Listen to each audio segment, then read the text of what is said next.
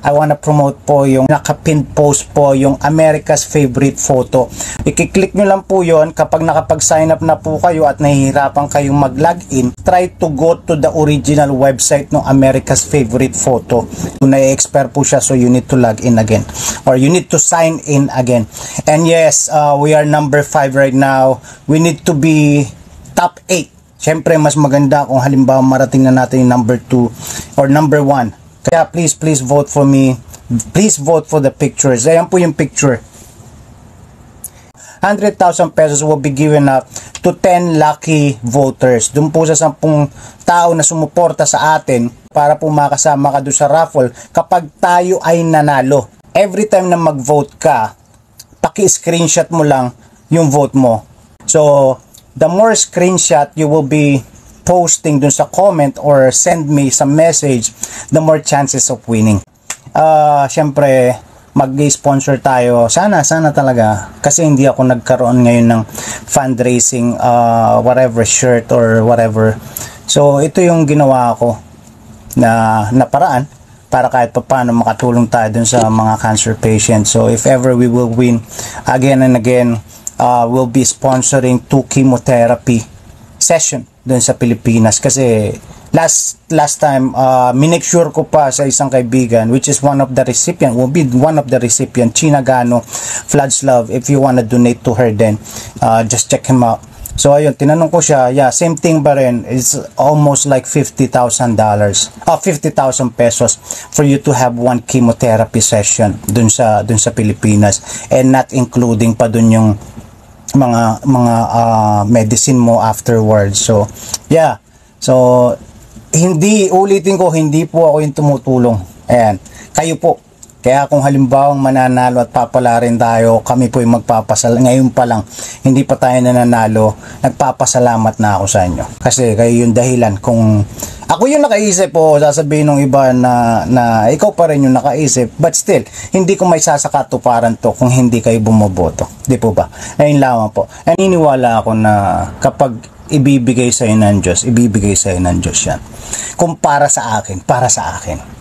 So, yung first few weeks nitong contest na America's Favorite Photo, ginawa ko, yeah, para sa akin yan. I'm not even like sending or telling anyone na vote for this photo.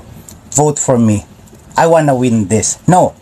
And then all of a sudden, hindi umaangat yung ratings ko. So, naisip ko na may nakalimutan pala ako. Nakalimutan ko yung kasabihan na nasa Diyos ang awa, pero nasa tao ang gawa. That's the lesson for today. Not really for today. That's the lesson I've learned on this particular contest. Gustuhin kong manalo, nasa akin pa rin. Kailangan kong paghirapan. Hindi pwede yung bigyan mo ako ng pagkain, hihintayin mo na lang malaglag. Diba? Sasabihin ng iba, naghihirap naman ako, ginagawa ko naman yung lahat. Siguro, kulang pa. Di po ba? Ayun lang. Ako, yun yung iisipin ko. Pero, ano man mangyari dito sa, ano man ang result, ano man ang kalabasan ng contest na ito, I learned something. I'm thankful already for those people who's supporting me. Kahit nga yung hindi bumoboto. Alam mo yun, madami kong naiisip. May mga kamag-anak ka na don't even like, hindi man lang sinisin or hindi man lang nagsisend sa'yo kung ano ba to, paano ba yan. So, some of them, hindi mo alam, baka bumuboto sila silently. And then some of them, tulad ng isang kaibigan ko, she doesn't know pala kung paano mag-sign in. And then yung iba naman is natatakot sila kasi nga baka ma-scam sila. So ayun, those are the things na naintindihan ko or naunawaan at natutunan ko. Na hindi dahil hindi sila sumusuporta or hindi sila bumuboto, it means they don't like you. It doesn't mean na ayaw nila sa'yo. They do have their reason why they're not doing it. Di po ba? Ayun, malay nyo talagang hindi sila sanay sa, or malay mo hindi sila komportable talaga. But again and again, doon sa mga taong bumuboto at sa mga taong sumusuporta, maraming salamat po. Malalaman natin. I mean, I still wanna give some more, but gusto ko munang makuha, gusto ko munang mangyari.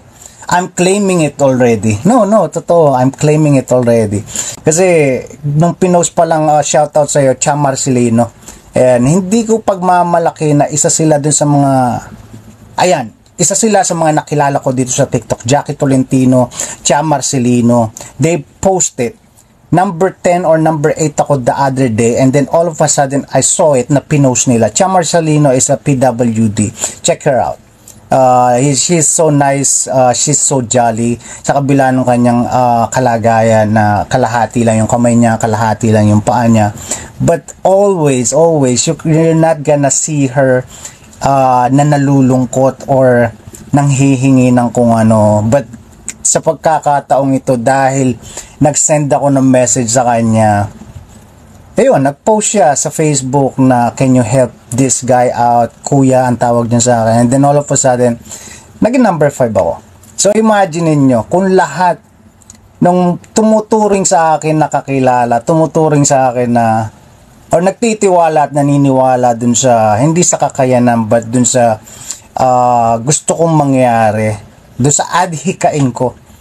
Yeah, if you guys can just post it, or kahit dun sa 10,000 yung kaibigan, kahit 10 lang kada isa sa inyo yung boboto, it really means a lot. And I know matatalo natin at kayang-kaya natin talunin yung iba pang mga contestant. And I believe in you guys. Hindi sa akin to. I believe in you guys. Manalo matalo, salamat kasi nakita ko yung suporta nyo. Ayun, maraming salamat.